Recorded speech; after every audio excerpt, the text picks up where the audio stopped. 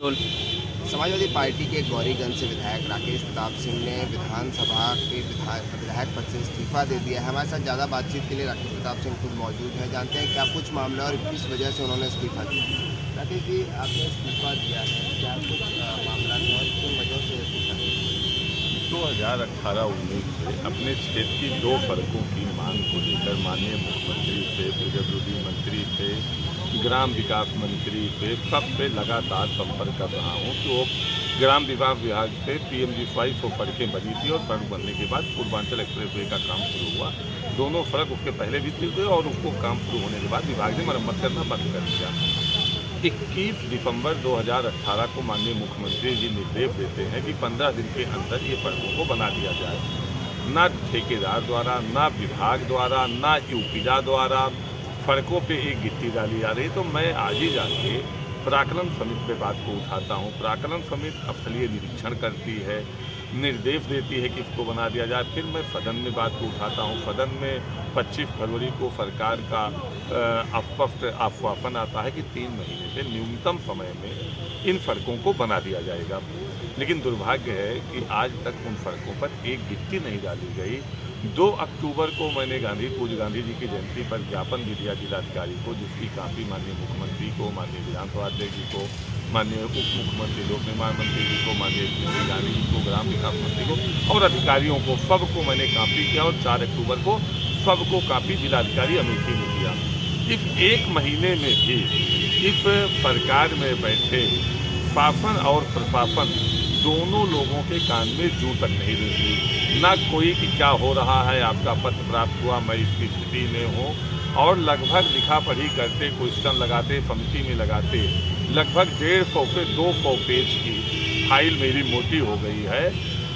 मेरी फाइलों का तो वजन बढ़ता गया, लेकिन सड़क पे गिट्टी नहीं बढ़ी। जितना मेरे फाइल का वजन बढ़ता गया उतना सड़क पर गड्ढों का वो बढ़ता गया, क्षेत्रफल बढ़ता गया।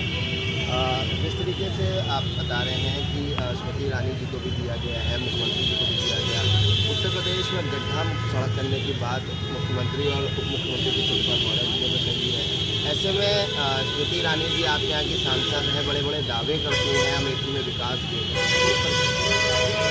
ऐसा है कि ये जो बड़े नेता हैं, चाहे उप मुख्यमंत्री जी हों, चाहे मुख्यमंत्री जी हों, चाहे हमारे सांसद जी हों, या अभी अमित शाह जी भी आए थे, भारत सरकार के गृह मंत्री जी, वो भी हवाई जहाज़ से आए, हवाई जहाज़ में लौट गए या लखनऊ में शायद दिए। इन लोगों को हेलीकॉप्टर छोड़ के ग्रामीण सड़कों का हाल गांव में जाके लेना चाहिए। पूरे उत्तर प्रदेश में कोई भी ग्रामीण सड़क चलने योग्य नहीं है। कोई अपनी गाड़ी का दूसरा से तीसरा गियर नहीं लगा सकता है। बिना गड्ढे की कोई सड़कें नहीं है, सड़कें बची नहीं है, केवल गड्ढे बचे हैं सड़कों में। तो जब आप ज़मीन पे ऊपर चले जाते हैं, हेलीकॉप्टर पे, हवाई जहाज़ में जाते हैं, तो आपको बिल्डिंग, तालाब, पहाड़, पठार सब समतल दिखता है।